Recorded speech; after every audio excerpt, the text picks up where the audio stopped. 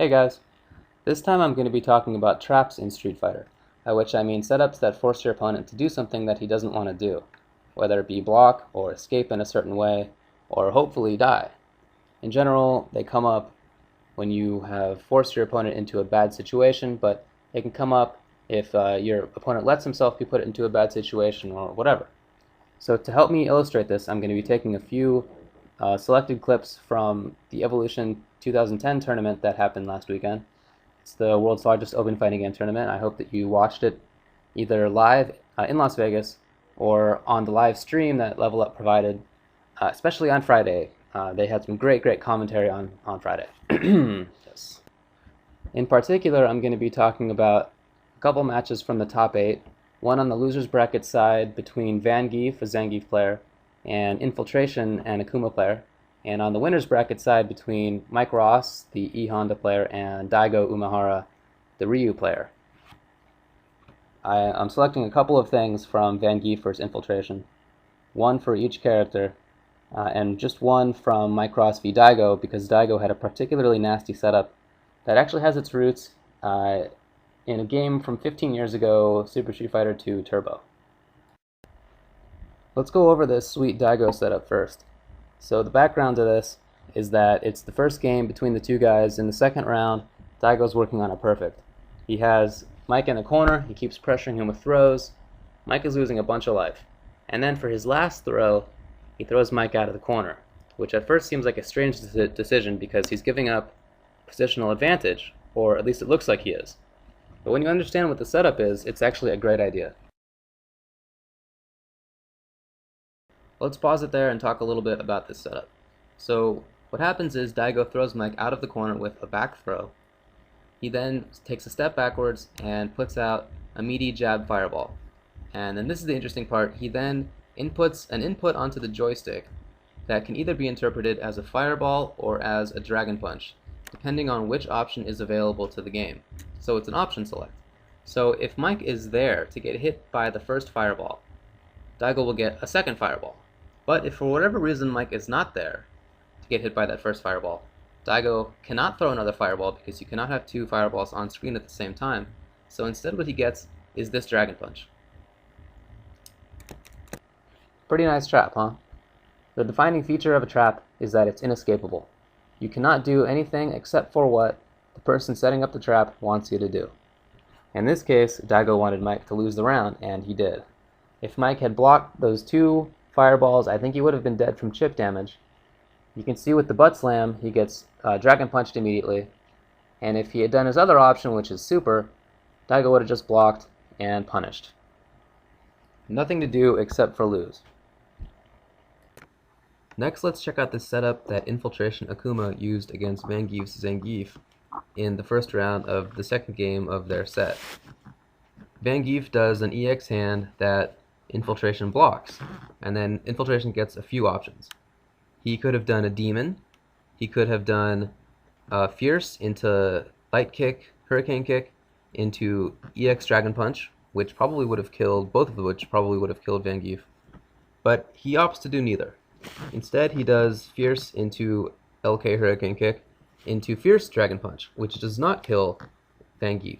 So this can seem like a strange decision, but really it's not when you look at the setup that he uses right after.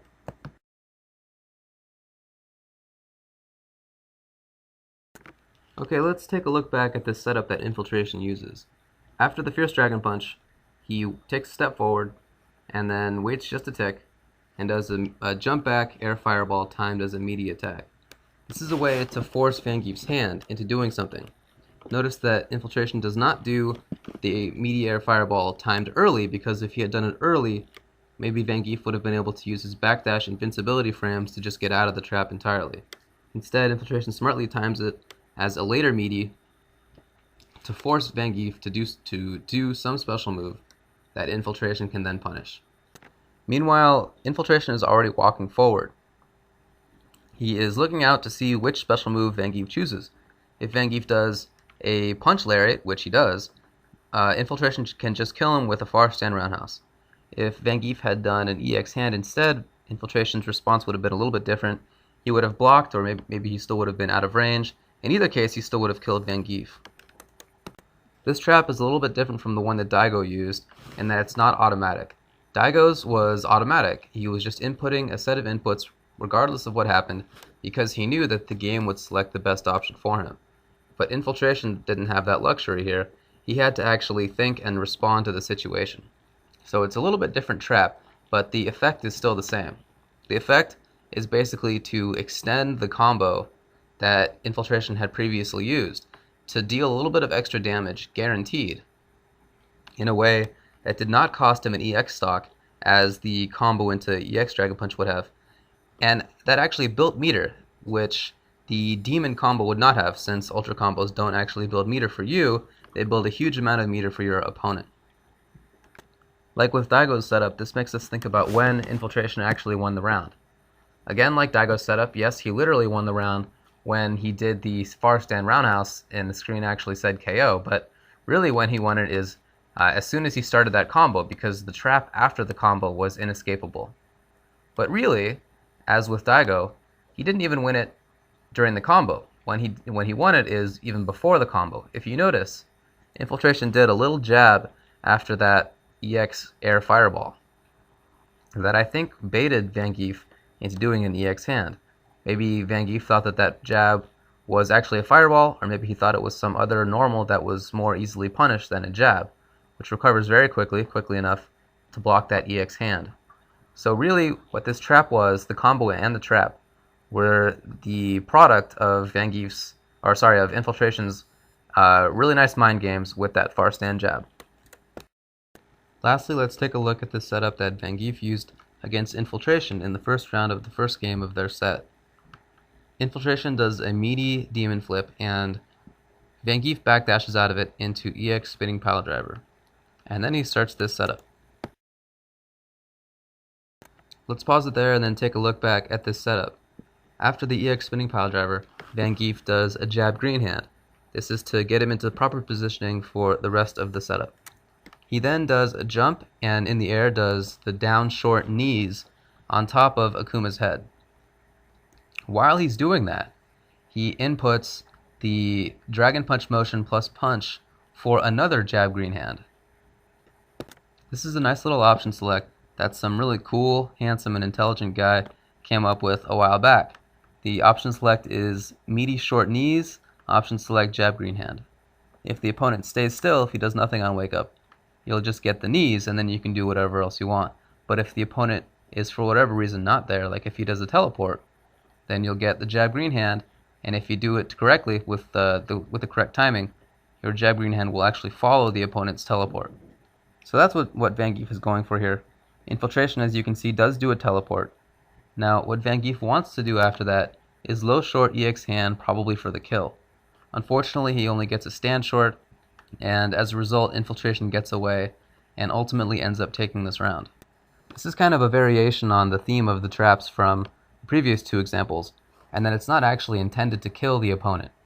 Yes, if he teleports, he's supposed to die. Unfortunately, he didn't, but he was supposed to. But really, you should expect your opponent to know that you have this option select up your sleeve and that it's in his best interest to just block.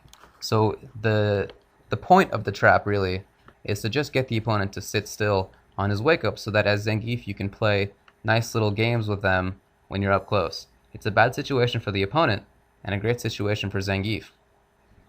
Unlike the previous two examples, it's not really a continuation of a combo. It's a way to guarantee that you have a mix-up. So take traps that other people have designed or come up with your own and look for ways to force them onto your opponent in the game. Think about Street Fighter as a battle between you and your opponent to see who can spring his trap first. The trap is really like the culmination of your strategy, and the strength of the trap has a direct impact on your strength of strategy. Say that you successfully apply your strategy, but then the result is a very weak situation. Well, the strategy that you used is kind of devalued because the payoff for it is less.